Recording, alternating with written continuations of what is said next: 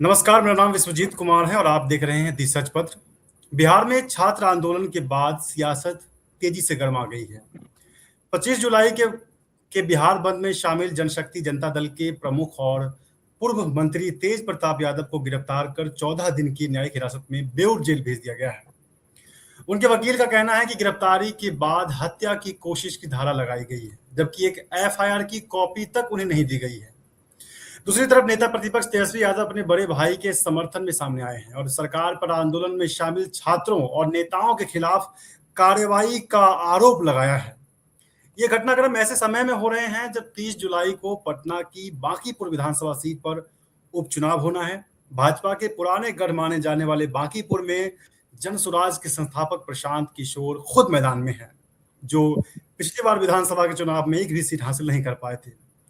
छात्र आंदोलन के बाद युवा और खासकर जेनजी की मतदाताओं की भूमिका को लेकर भी चर्चा तेज है। इन तमाम सवालों पर बातचीत करने के लिए और इस पर प्रकाश डालने के लिए हमारे साथ हैं पत्रकार निखिल अनुराग। निखिल जी, सबसे पहले आपका बहुत बहुत स्वागत है। धन्यवाद विश्वजीत जी। तो निखिल जी, सबसे पहले तो हम लोग तेज प्रताप यादव की गिरफ्तारी से ही शुरू करते हैं। 25 जुलाई के बिहार बंद में उन्हें पहले हिरासत में लिया गया, फिर छोड़ दिया गया और बाद में शाम को सिटी सेंटर मॉल से गिरफ्तार किया गया। आखिर पुलिस ने तेज प्रताप यादव को किस मामले और किन आरोपों के आधार पर गिरफ्तार किया, इसके बारे में थोड़ा बताइए, क्योंकि आप बिहार को बहुत अच्छे समझ रहे हैं, उसके करंट सिनेरियो को देखते देखते आ रहे हैं। तो जी बिल्कुल, एक कल की घटना है। कल शाम में 6-7 बजे के आसपास सिटी सेंटर मॉल में तेज प्रताप यादव की गिरफ्तारी हुई है। तेज प्रताप अपने कुछ सामान खरीदने वहाँ अपने साथियों के साथ गए थे। पुलिस वहाँ पहुंच गई सिटी सेंटर मॉल में और उनको बहुत प्यार से कहे तो एक अंदाज में अगर बात करें तो बहुत प्यार से ले गई। पुलिस पहुंचती है, एक वीडियो वायरल होता है। पुलिस पहुंचती है और उनको बोला कि बोलते हैं चलने के लिए, तो ये बोलते हैं कि मैं इस गाड़ी में नहीं जाऊंगा, ऐसा कुछ होता है। तो उसके बाद बोलती है कि आपके लिए स्पेशल व्यवस्था किया गया है, कोई दिक्कत नहीं है, कोई परेशानी नहीं है, आप चलिए। चलिए, तो अलग बात हो गई, लेकिन सबसे बड़ी बात है कि ये गिरफ्तारी क्यों हुई। एक एक कल की घटना है, बिहार बंद 25 तारीख को विपक्षी पार्टियों ने बिहार बंद बुलाई थी, खास करके लेफ्ट पार्टियों ने बुलाई थी। उसी में तेज प्रताप यादव भी अपने समर्थकों के साथ गए थे।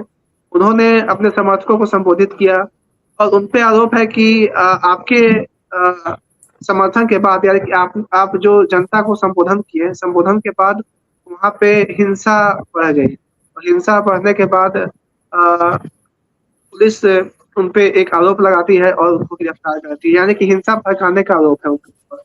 तो ऐसे में एक फोटो आप, हाँ, ऐसे में आप फोटो भी एक स्क्रीन पर चला रहे हैं। वो अम्बेडकर जी के प्रतिमा के साथ भारत का तिरंगा झंडा लेकर के आंदोलन कर रहे हैं। तो एक आंदोलन था, तेज प्रताप जी भी इस आंदोलन में भाग लिए थे और इसमें ये सच है कि वहाँ हिंसा हुई, पुलिस और छात्रों के बीच, या जो लोग के प्रदर्शन कर रहे थे उनके बीच में झड़प हुई, हिंसक झड़प हुई। बहुत लोग अस्पताल में भर्ती अभी भी हैं, पीएमसीएच में, मेदांता में भी बहुत लोग भर्ती हैं। तो बहुत बड़ी यह है कि हिंसा भी थी और हिंसा भी हुई, पुलिस और छात्रों के बीच में झड़प भी हुई। इसमें तेज प्रताप की गिरफ्तारी यह सबसे बड़ा मुद्दा है, क्योंकि तेज प्रताप यादव को ही सिर्फ गिरफ्तार क्यों किया गया। बाकी लोग के पास, बाकी लोग को भी नामजद किया गया है, गिरफ्तारी और भी हुई है, लेकिन एक बड़ा नाम तेज प्रताप यादव का है।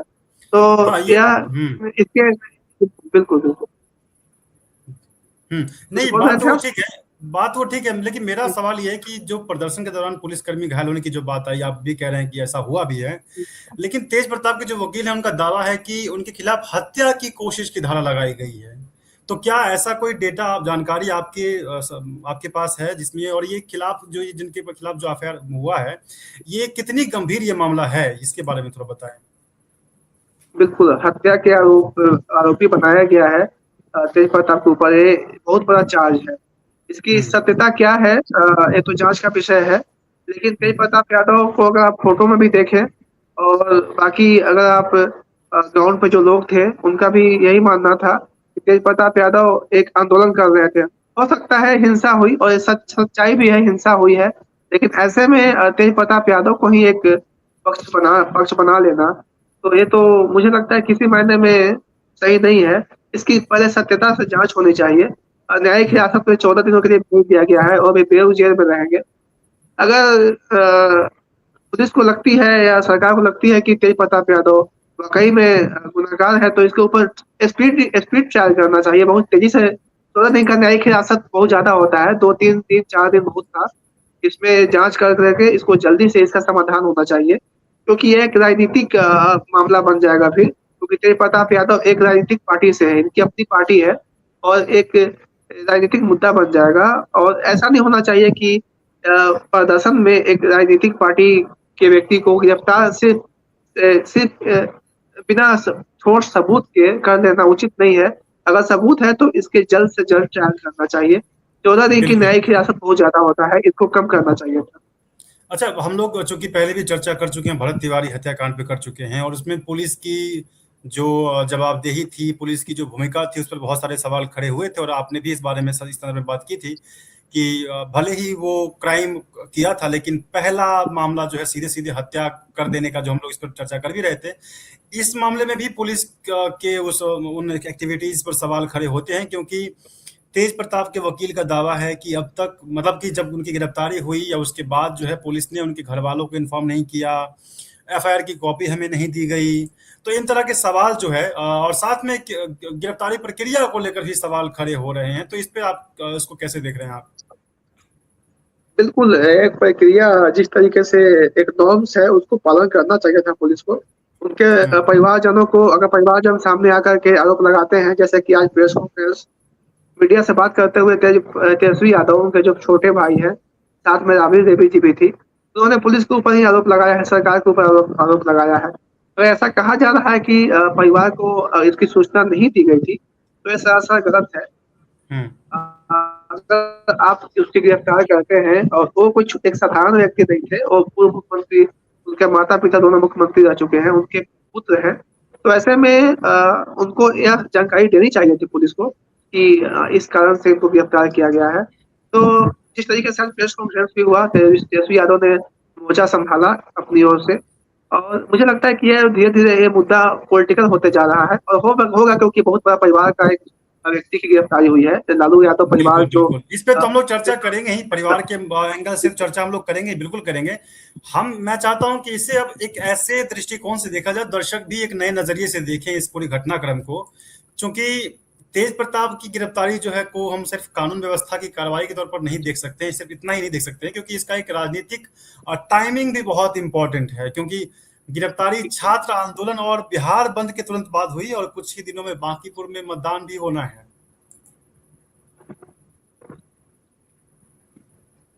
तो इस जी पर, बिल्कुल। हाँ हाँ, हाँ। जी जी, इसको इस एंगल से भी देखा जा रहा है, और प्रशांत किशोर ने भी मीडिया से बात करते हुए, जनता से बात करते हुए बात आज कह दी है कि हम्म, जैसे ही तेज प्रताप जी ने मेरा समर्थन किया, उसके बाद भाजपा की पार्टी जो है, भाजपा घबरा गई है और उन्होंने सीधे तौर पे उनको गिरफ्तार कर दिया है। और ये हम्म, सच्चाई भी है कि तेज प्रताप यादव ने कल ही, कल या परसों, एक दो दिन पहले ही उन्होंने ये घोषणा की कि जो उनकी प्रत्याशी थी बीना मानवी, उनको उनका समर्थन, उनका नॉमिनेशन रद्द कर दिया गया था। तो उन्होंने घोषणा की कि हम प्रशांत किशोर को समर्थन देंगे। तो ऐसे में जैसे ही समर्थन की घोषणा की गई, उसके बाद इनकी गिरफ्तारी हुई है, तो लोग और जो राजनीतिक विशेषज्ञ हैं, वो इस एंगल से भी देख रहे हैं कि ये जो घोषणा हुई, प्रशांत किशोर के समर्थन में जो घोषणा हुई, इस आधार को भी मान करके एक अलग एंगल दिया जा रहा है। बिल्कुल बिल्कुल बिल्कुल, सही कहा आपने। तो बिहार पुलिस के मुताबिक बंद के बाद 423 लोगों को हिरासत में लिया गया, ऐसा कहा गया है, ठीक है। तेजस्वी यादव का आरोप है कि छात्रों के खिलाफ बड़ी संख्या में मुकदमे दर्ज हुए और प्रदर्शनकारियों पर लाठीचार्ज हुआ। क्या इससे छात्र आंदोलन का मुद्दा और राजनीतिक हो सकता है? क्या आपको लगता है कि ये इसका प्रभाव जो है बांकीपुर के चुनाव में दिखेगा? बिल्कुल, छात्र आंदोलन का प्रभाव बाकी पुस्तकों के भी बहुत ताजा मामला है, और ये बहुत जल्द यहाँ पे वोटिंग होने वाली है। तो यह कमोबेश तो पड़ने वाला है, यह मुद्दा तो बन गया है। और ये छात्र आंदोलन, क्योंकि हर घर में छात्र हैं, हर घर में नीट एक्सपीरियंस करीब-करीब होते हैं, या नीट नहीं हो तो कोई भी सरकारी नौकरी की तैयारी करने वाला छात्र तो सभी घरों में है। और वो सब पेपर लीक मामला चाहे बिहार हो या केंद्रीय स्तर पे हो, सब लोग इससे परेशान हैं। पेपर लीक पिछले 1 सालों में देखा जाए तो बिहार में सबसे ज़्यादा पेपर लीक हुआ है। चाहे वो बीपीएससी का पेपर लीक हो पिछले साल, या फिर अभी एईडीओ, बीपीएससी एईडीओ एग्ज़ाम देती है उसका पेपर लीक हो, या बिहार पुलिस का पेपर लीक हो, बिहार एसआई का पेपर लीक हो, बहुत तमाम पेपर लीक हुए हैं। लेकिन या बिहार फिर के नीट मुख्यमंत्री इस मामला बात को देखा कभी जाए। एक्सेप्ट नहीं करते हैं। आपने देखा भी होगा बिहार चुनाव के दौरान उन्होंने एक्सेप्ट नहीं किया कि यहाँ बिहार में तो कोई पेपर लीक नहीं होता। नहीं, ऐसा नहीं है, ये तो साक्ष्य है और सब जानते हैं। संजीव मुखिया जिस मामले में गिरफ्तार हुए थे, हालाँकि उनकी ज़मानत भी हो गई है। हम्म, एईडीओ का एग्ज़ाम कैंसल हुआ। आप सबने देखा पिछले 2 महीना पहले, 2-3 महीना भी हुए होंगे। मई में ही एग्ज़ाम हुआ था, अप्रैल में, अब 22 अप्रैल को एग्ज़ाम था। उसमें एईडीओ जो बहुत बड़ा एग्ज़ाम है, बीपीएससी कंडक्ट करती है, उसका एग्ज़ाम कैंसल हुआ, अभी तक एग्ज़ाम नहीं हो पाया है। पिछले साल बिहार के हम्म, बहुत होनहार छात्रों ने अ, कई महीनों भर गर्दनी बाग में आंदोलन किया बीपीएससी 72वीं पीटी को लेकर के। पीटी में धांधली हुई थी, उस पे छात्रों ने आंदोलन किया, तो ये तो जग जाहिर है। उस सेंटर पे एग्ज़ाम कैंसल भी हुए थे, तो कैसे कोई नहीं मान सकता है कि एग्ज़ाम कैंसल नहीं हुए हैं, क्योंकि सरकार ही इस पे एक्शन भी ले रही है। सरकार भी एग्ज़ाम कैंसल कर रही है, बिल्कुल सरकार बिल्कुल ही सही बात है। दोबारा तो एग्ज़ाम दोनों करवा तरह रही की है। बातें तो सरकार ये ही तो कह रही है। बिल्कुल। हमें एक और एंगल देखना पड़ेगा क्योंकि तेजस्वी यादव 25 दिनों के बाद विदेश यात्रा से लौटे हैं और बिल्कुल। भाई के समर्थन में सामने आए हैं, भ्रातृ प्रेम दिखा रहे हैं, जबकि भाई खुला विरोध कर रहे थे आरजेडी का कि प्रशांत किशोर के समर्थन में हम हैं। तो क्या इसे कैसे देखा जा सकता है कि आरजेडी भ्रातृ प्रेम का तो एंगल लेके आ ही रही है, तेजस्वी यादव खुद खुलेआम जो है सामने आ गए हैं कि बड़े भैया के साथ ऐसा हो गया है। तो आरजेडी इन सभी बहानों के साथ में नीट छात्रों के मुद्दे को लेकर भी तेजस्वी यादव ने बोलना शुरू कर दिया है। तो क्या इन सभी चीजों को एक आधार बनाकर अब बांकीपुर का चुनाव जीतने की कोशिश कर रहे हैं तेजस्वी यादव? एक कहावत है ना कि बड़ी देर कर दी मेहमान आते आते, तो तेजस्वी यादव के लिए एक कहावत फिट बैठता है। एक बिहार का सबसे बड़ा विपक्षी दल है, हालांकि संख्या कम है, लेकिन बहुत हम्म, बड़ी विपक्षी दल है। इसके उसके आसपास कोई नहीं, कांग्रेस का 3 ही अभी विधानसभा में मेंबर है। उसके बाद 1-2 ऐसे करके है। तो अभी हम्म, 25 सीट है, और लीडर ऑफ अपोजिशन भी है तेज प्रताप यादव। इतना बड़ा मुद्दा हुआ बिहार में, बाकी चुनाव भी है, और इतने बड़े मुद्दों को अगर लीडर ऑफ अपोजिशन गायब रहता है पिछले 25 दिनों से, और कोई किसी भी विपक्ष की मीटिंग में या विपक्ष की कार्यवाही में वो भाग नहीं लेता है, तो ऐसे में अब आकर के, हालांकि तेजस्वी यादव तेज प्रताप के लिए आवाज उठा रहे हैं, एक भाई के होने के नाते उनका फर्ज है, और वो अपना फर्ज निभा रहे हैं। वो करना भी चाहिए, हर एक भाई को करना चाहिए जो भी कर रहे हैं, क्योंकि तो इसका बिहार फायदा भाई उनके होगा संकट में बांकीपुर में है। आरजेडी को? क्या इलेक्शन में फायदा की बात कर रहे हैं आप? इलेक्शन में फायदा होगा? हाँ बिल्कुल, आरजेडी इलेक्शन में फायदा होगा क्या नहीं होगा ये बताइए ना। सबसे पहली बात तो तेज प्रताप यादव प्रशांत किशोर का समर्थन कर चुके हैं, तो ऐसे में अगर तेज प्रताप यादव के जो समर्थक होंगे, वो तो प्रशांत किशोर को ही वोट करेंगे। दूसरी बात, हम्म, बांकीपुर इलेक्शन की बात कर रहे हैं आप, मैं भी बांकीपुर एरिया में ही रहता हूँ, और हम्म, यहाँ तेजस्वी यादव को लेकर के बहुत ज्यादा विरोध है। मैं व्यक्तिगत रूप से मैं देखा हूँ, क्योंकि तेजस्वी यादव यहाँ पिछले 20-25 दिन हो गए इलेक्शन के अनाउंसमेंट का, अभी तक नजर नहीं आए हैं। उनका जो कोर वोटर है, ऐसा कहा जाता है कि एमवाई समीकरण है, मुस्लिम और यादव। मुस्लिम बिल्कुल तेजस्वी यादव का इंतजार कर रहा था, तो सब्जी बाग में आए, बाकी जो मुस्लिम का जो एरिया है वहां पे आए, हमसे मिले। तो अभी आप सब्जी बाग जाइएगा, मैं गया था, तो सब्जी बाग का पूरा एरिया पीला पीला हो गया है, जबकि वो पिछले चुनाव तक हरा हरा रहता था, तो हरा अब से तो कन्वर्ट हो गया पीला में। अब तेज प्रताप का भी पीला है और प्रशांत किशोर का भी पीला है। तो हाँ, तो दोनों एक ही है, दोनों का कॉम्बिनेशन भी है। तो ऐसे में हरा पे पीला, खास करके मुस्लिम इलाके में हमको हावी नजर आ रहा है।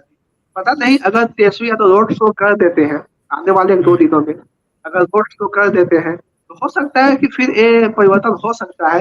लेकिन अभी जब तक हम बात कर रहे हैं, उस समय तक तेजस्वी यादव को लेकर के विपक्ष, वहाँ का जनता जो है, मूल वोटर जो है, मूल वोटर है, वो उनके समर्थन में नजर नहीं आ रही है और उनको शिकायत है अपने नेता से।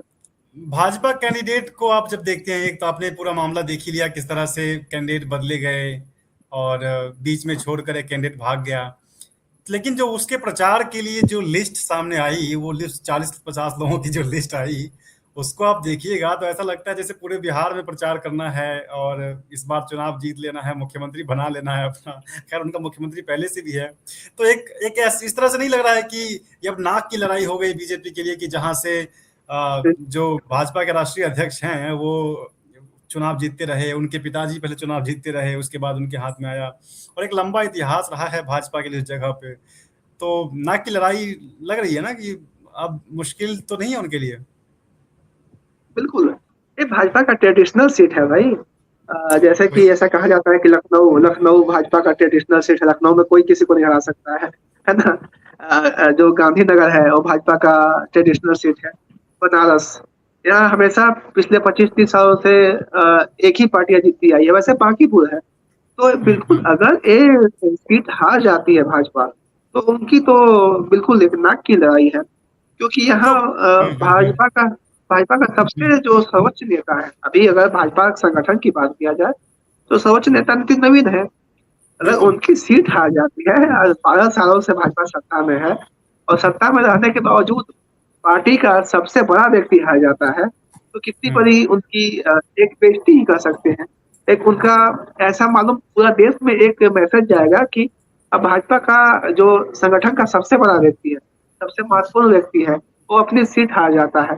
तो भाजपा को तो यहाँ खिरखिरी होनी ही है। तो ऐसे में भाजपा, आपने बोला कि 40 लोगों का एक टीम उतार दिया गया है।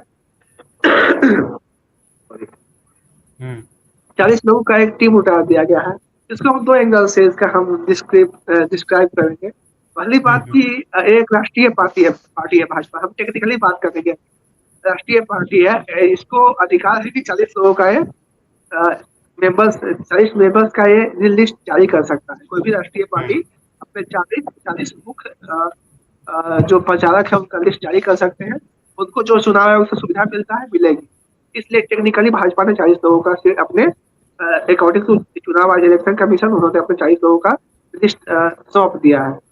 अब दूसरी तरफ से देखिए कि ये 40 लोग जो उतारे गए हैं, ये कोई छोटे मोटे लोग नहीं है, ये बिल्कुल बिल्कुल। गठबंधन है, बिल्कुल गठबंधन है, और ये बूथ मैनेजमेंट कर रहे हैं।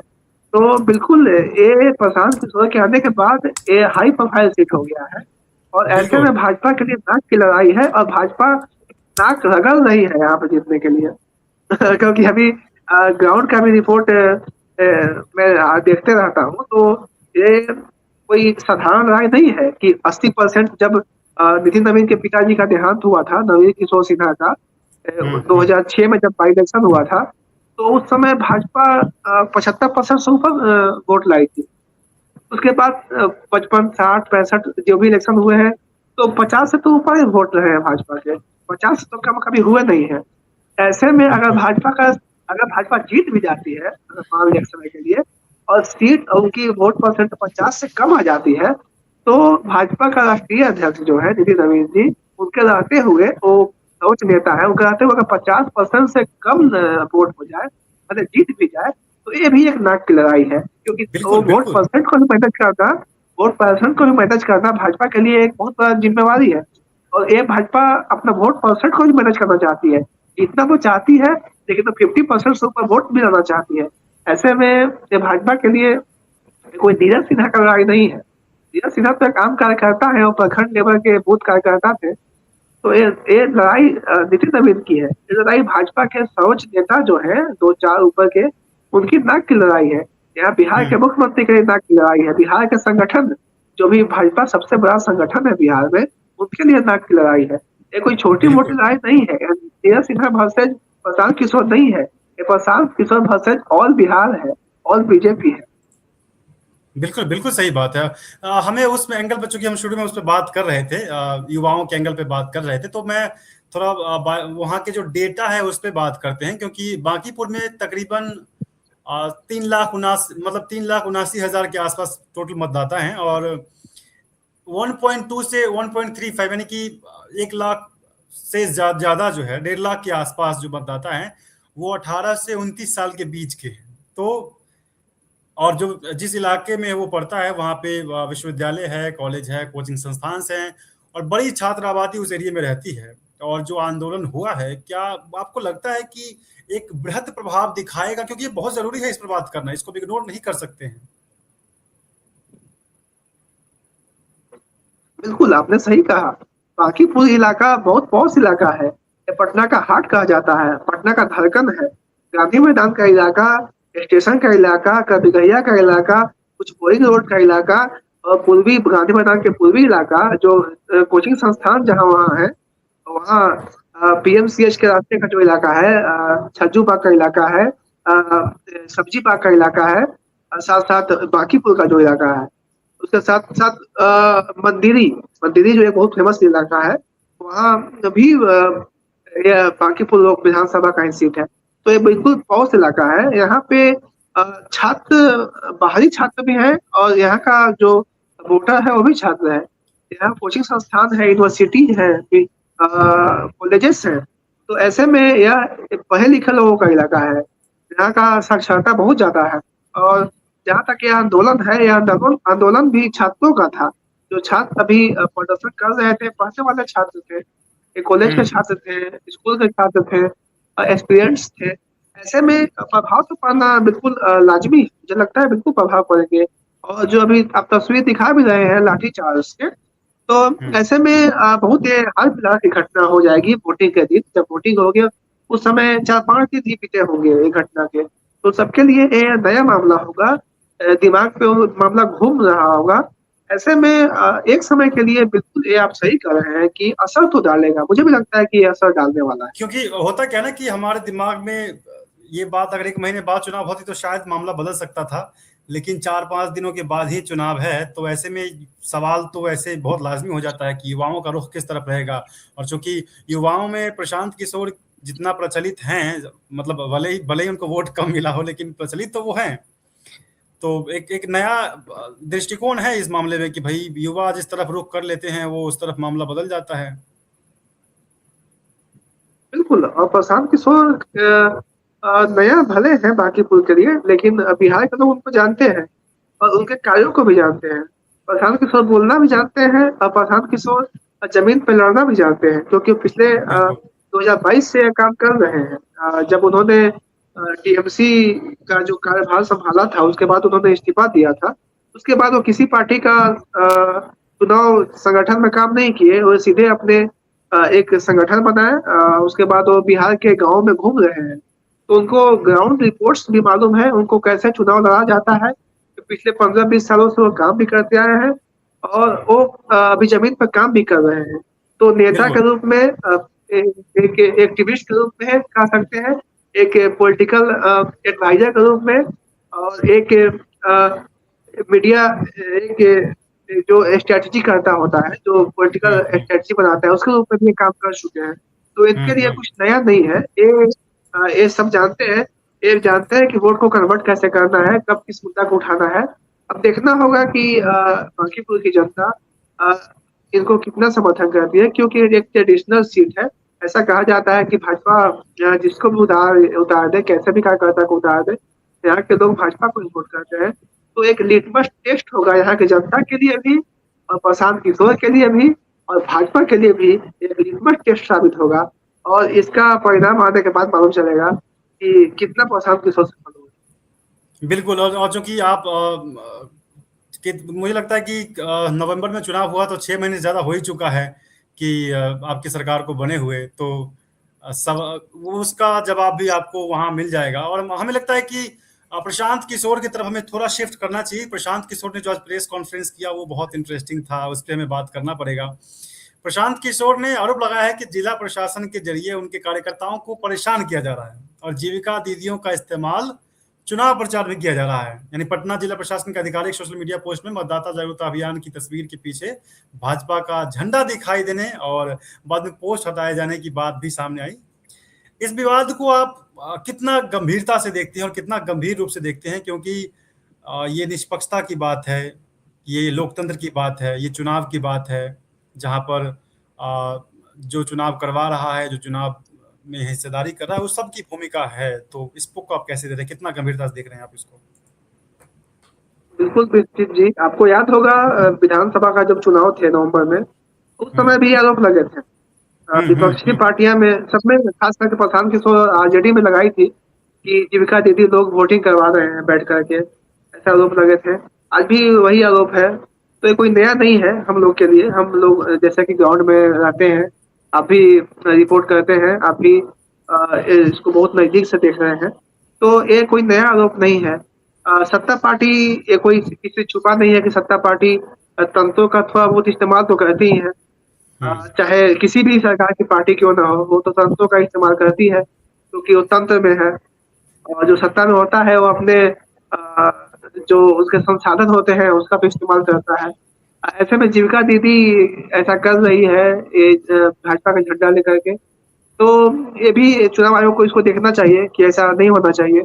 अगर आरोप लग रहा है तो इस पे चुनाव आयोग को एक्शन लेना होगा, क्योंकि एक हेल्दी डेमोक्रेसी के लिए हेल्दी इलेक्शन होना बहुत जरूरी है। और खास करके बाई इलेक्शन है, तो बाई इलेक्शन भी उतने ही महत्वपूर्ण होता है जितना कि कोई भी इलेक्शन हो, क्योंकि ये एक डेमोक्रेसी की बात है। डेमोक्रेसी में किसी भी इलेक्शन को हम हल्के में नहीं ले सकते हैं। तो बिल्कुल, बिल्कुल। चुनाव आयोग को इस पे जो आरोप लगे हैं आज, तो उस पे चुनाव आयोग को थोड़ा सख्ती दिखानी होगी और इसकी जांच करानी होगी, क्योंकि क्यों एक हेल्दी डेमोक्रेसी के लिए कहीं भी बर्दाश्त नहीं किया जा सकता है। बिल्कुल, बिल्कुल। प्रशांत किशोर ने इसमें एक बात और कही कि अगर मतलब 24 घंटे के भीतर में ऐसी गतिविधियाँ नहीं रुकती है, तो वो निर्वाचन आयोग के कार्यालय के बाहर बैठकर धरना देंगे। तो क्या आप इसे ऐसे कह सकते हैं कि क्या प्रशासन पर लगाए जा रहे जो ये आरोप हैं, ये चुनाव के आखिरी दिनों में खुद ही अपने आप में एक चुनावी मुद्दा नहीं बन सकता है? बिल्कुल बन सकता है और ये चुनाव का स्ट्रेटेजी भी हो सकता है। आप भी हो पत्रकार सकता हैं, आप जानते हैं, आप जानते हैं एक पीआर पब्लिक रिलेशन कैसे होता है। तो हो सकता है एक मुद्दा बन जाए और एक पार्टी के लिए एक चुनाव लड़ने वाले व्यक्ति के लिए मुद्दा बहुत महत्वपूर्ण होता है चुनाव लड़ने के लिए। तो इलेक्शन कमीशन के ऑफिस के सामने धरना देना बहुत बड़ी बात है, कोई छोटी मोटी बात नहीं है, क्योंकि उसकी निष्पक्षता पर सवाल खड़ा होता है। अगर ये हकीकत में अगर ऐसा हो रहा है तो चुनाव आयोग को सख्त से सख्त उसको कार्रवाई करनी चाहिए। अगर ऐसा नहीं है तो उसको भी प्रेस कॉन्फ्रेंस करके इसका जवाब देना चाहिए कि ऐसा नहीं है, वे आरोप लगा रहे हैं और राजनीतिक फायदा लेना चाहते हैं, इसलिए आरोप लगा रहे हैं। तो चुनाव आयोग को इसमें इसमें स्पष्ट करना चाहिए, ताकि उसके ऊपर आरोप जो लग रहे हैं जनता के सामने वो आ जाए, क्या सही है क्या गलत है। उसको भी बिल्कुल। मीडिया से बात करके बात को अपनी रखनी चाहिए। रखनी चाहिए, बिल्कुल रखनी चाहिए। चूँकि मैं आप तो जब हम लोग आरजेडी की बात कर रहे थे, तो आप यादव और मुस्लिम समीकरण की बात कर रहे थे कि किस तरह से मुसलमान इंतज़ार कर रहे थे एसपी यादव का कि वो आएँ और उनसे मुलाकात करें। तो चूँकि बांकीपुर सीट की जब हम बात करते हैं, तो वहाँ भी जातीय समीकरण काम करता है बहुत जगहों पे। भारतीय जनता पार्टी के लिए भी काम करता है और दूसरी पार्टियों के लिए भी काम करता है। तो मेरा सवाल ये है कि क्या इस चुनाव में जो जातीय समीकरणों की तुलना में रोजगार, शिक्षा, पेपर लीक और पुलिस कार्रवाई और शासन जैसे मुद्दे हैं, वो ज़्यादा प्रभावी हो सकते हैं क्या? या मतदान के करीब आते-आते चुनाव की जो पारंपरिक सामाजिक समीकरणों पर जो मामले हैं, उस तरह के लौट सकता है कि भैया अब ये परंपरा वाली बात है, इन्हीं की सीट है, इन्हीं को मिलेगा, अब दूसरा कोई नहीं आ सकता है, यही सर्वे-सर्वा रहेंगे। विश्वजीत जी, प्रशांत किशोर भरपूर कोशिश कर रहे हैं, अपने भाषणों में भी हुँ, बोल रहे हैं कि चुनाव ट्रेडिशनल चुनाव से अलग होकर लड़ा जाए। ये कोशिश कर रहे हैं, क्योंकि आपको याद होगा 2025 नवंबर का इलेक्शन में उनको 2000 से भी कम वोट आई थी। बिल्कुल। क्योंकि वो ट्रेडिशनल चुनाव हुए थे। तो ऐसे जगह पर चुनाव प्रशांत किशोर लड़ रहे हैं जहाँ पे उनके पार्टी को 2000 से भी कम वोट आए थे। वो ऐसे जगह पर चुनाव प्रशांत किशोर लड़ रहे हैं, उनके लिए बहुत बड़ा लिटमस टेस्ट है। और वे चाहते हैं कि ये मुद्दा बने, क्योंकि जाति से ऊपर उठ करके लोग दें, क्योंकि जाति के अगर नाम पे फिर अगर वोट यहाँ पड़ते हैं तो फिर प्रशांत किशोर की हालत जमानत जब्त होने जैसा हो जाएगी। अगर बिना मुद्दा के यहाँ चुनाव होते हैं तो यहाँ पे फिर प्रशांत किशोर के लिए मुश्किल हो जाएंगे जीतना। और बिल्कुल। आपने बताया कि यहाँ जातिगत समीकरण को एमवाई की बात करने की बात है। तो यहाँ पे जो मुस्लिम, मैं आपको मुस्लिम का जो समीकरण मैं पहले आपको बता चुका हूँ कि पीला हुँ, पीला हो गया है। लेकिन एक संभावना है कि तेजस्वी यादव अगर शायद कल उनकी रोड शो भी है, तो अगर रोड शो कितना कारगर होता है, क्योंकि वहाँ यादव भी बहुत बड़ा फैक्टर है, वहाँ अच्छा। यादव की संख्या भी अच्छी खासी है, हाँ बिल्कुल, और मुस्लिम की संख्या भी ठीक ठाक है। तो मुस्लिम यादव अगर प्रशांत किशोर को वोट करते हैं, जो संभावना कम लग रही, क्योंकि कल तेजस्वी यादव की जो रैली है, उसको देखते हुए ऐसा माना जा रहा है कि जो लोग गुस्सा में है, जो लोग नाराज है, वो मान जाएंगे, क्योंकि देर से आए लेकिन दुरुस्त होकर ही कल जाएंगे। मुझे ऐसा लगता है कि अपने भारी फौज के साथ तेजस्वी यादव उतरने वाले हैं बिल्कुल मैदान में, बिल्कुल बिल्कुल। और कोशिश करेंगे कि जो सबसे नाराज है वे मान जाए और आरजेडी के समर्थन में वोट करें। तो ऐसे में अगर जात पर वोट पड़ती है, मुस्लिम यादव एक तरफ होकर वोट करता है, बाकी जो जातियां हैं, जो भाजपा का ट्रेडिशनल वोटर्स हैं, वो अगर भाजपा को वोट करती है, तो प्रशांत किशोर के पास कुछ बच नहीं जाएगा। तो ऐसे में बहुत मुश्किल हो जाएगा प्रशांत किशोर के लिए। लेकिन प्रशांत किशोर कोशिश कर रहे हैं कि मुद्दे पे वोटिंग हो, और वो हमेशा कोशिश कर रहे हैं कि मुद्दे पे वोटिंग हो, लेकिन देखिए क्या होता है। हाँ नहीं, ये चीज एक चीज है कि देखिए, प्रशांत किशोर को हम आंकते हैं हमेशा उनके पिछले प्रदर्शन से, ठीक है, और भाजपा को हम लोग आंकेंगे उनके पिछले प्रदर्शन से नहीं, क्योंकि हम अब आंकेंगे उनके कैंडिडेट से, जो उनका नया कैंडिडेट है उससे। तो यहाँ पे मुझे ऐसा लगता है कि प्रशांत किशोर के अलावा और भाजपा के अलावा तीसरे मोर्चे को अगर मौका मिल सकता है, तो आरजेडी हो सकता है कि इसमें बाजी मार ले। इस बात की संभावनाएं हो सकती है, क्योंकि प्रशांत किशोर का जो पुराना अनुभव है, बहुत कम वोट मिला है इनको। तो यही है कि जनाधार काम करता है कि परंपरा काम करता है या स्ट्रेटेजी काम करता है, ये तो बहुत गंभीर मुद्दा है जिस पर चर्चा और भी किया जा सकता है। लेकिन मुझे आखिरी सवाल मैं आपसे यही पूछूंगा, क्योंकि 30 जुलाई को बांकीपुर में चुनाव होना है। मौजूदा परिस्थितियों में आपको किन 3 चीजों पर सबसे ज्यादा नजर रखनी चाहिए? युवा मतदाताओं का टर्नआउट है, या फिर भाजपा के पारंपरिक वोट की एकजुटता है, या प्रशांत किशोर की जो व्यक्तिगत अपील है, या छात्र आंदोलन से पैदा हुआ संतोष है? इस समय मुकाबला आपको किस दिशा में जाता हुआ दिखाई दे रहा है?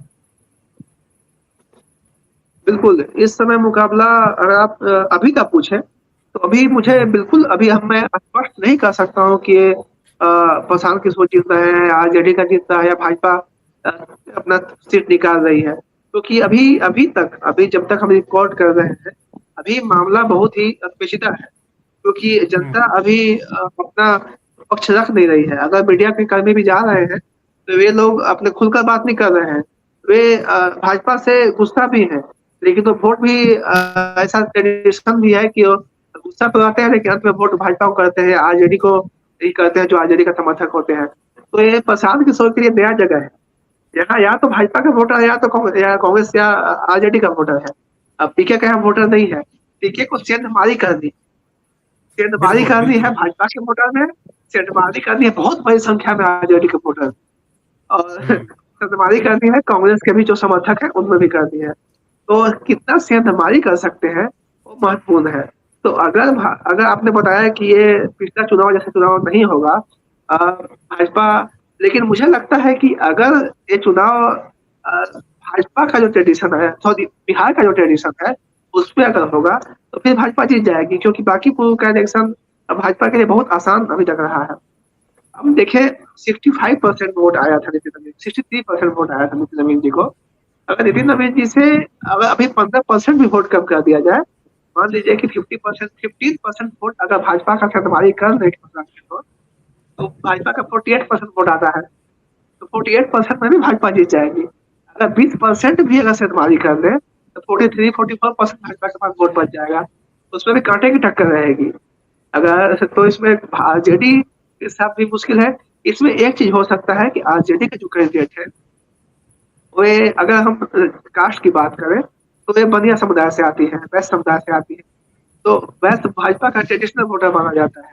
लेकिन अगर थोड़ा जात के नाम पे, क्योंकि भाजपा का सरकार तो बनना है नहीं, और वे बहुत दिन से कोशिश भी कर रही है चुनाव के जीतने के लिए, अगर बनिया समाज उनके पक्ष में आ जाता है, यादव समाज है, बाकी थोड़ा बहुत जो कोई वोटर है आरजेडी का, तो एक तरफ शिफ्ट हो जाता है, तो भाजपा के लिए भी बहुत कड़ी टक्कर हो जाएगी। इतना आसान नहीं हो जाएगा भाजपा को जीतने के लिए।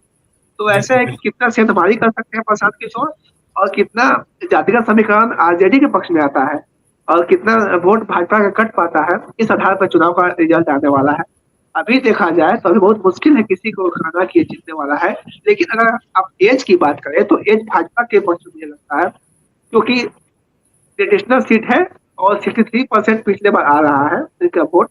तो ऐसे में अगर 20% भी माइनस करते हैं फिर भी 44% का वोट आता है। तो ऐसे में एज हम मानते हैं, थोड़ा बहुत एज मानते हैं, लेकिन एक कांटे की टक्कर। बिल्कुल, बिल्कुल। अब ये तो अब देखने वाली ही बात होगी कि 30 जुलाई के चुनाव के बाद क्या पारंपरिक सीट जो बीजेपी की हमेशा से रही है, ये टिकी हुई वहीं पे रहती है?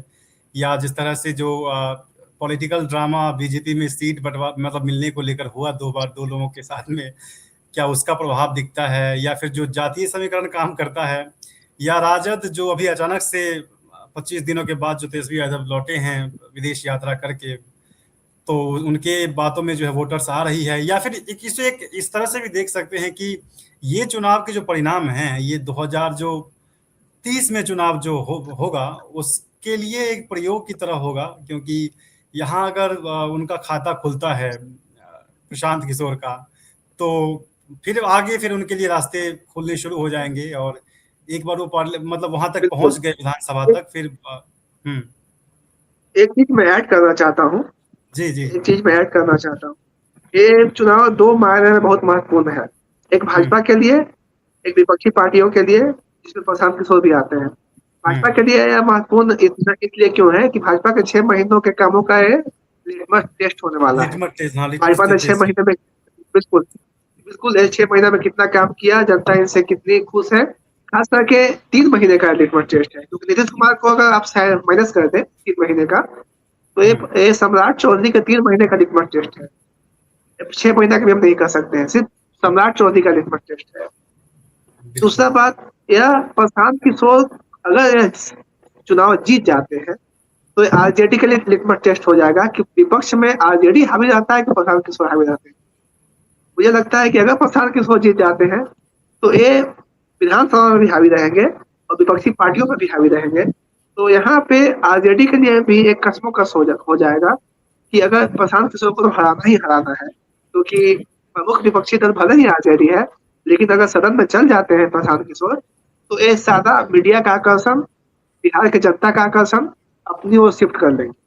बिल्कुल, बिल्कुल। एक कंपटीशन की भावना भी जागृत हो जाएगी आरजेडी के लिए भी, कि बिल्कुल भाई अब जितना आसान समझ रहे हैं आपकी आपके जो कोर वोटर्स हैं, जिसे कई सारे लोग समीकरण तेजस्वी यादव जिसको एक्स वाई जेड समीकरण सब कहते हैं, कि ब्राह्मण भूमिहार, लाला यादव, राजपूत भूमिहार, सब दे रहा है वोट, उनको मुसलमान भी वोट दे रहा है, और दुनिया जहान जिसे एमओआई समीकरण कहती है, क्या उसी को लेके चलते रहेंगे या आप, या नए मुद्दे आपके जीवन में आएंगे भी?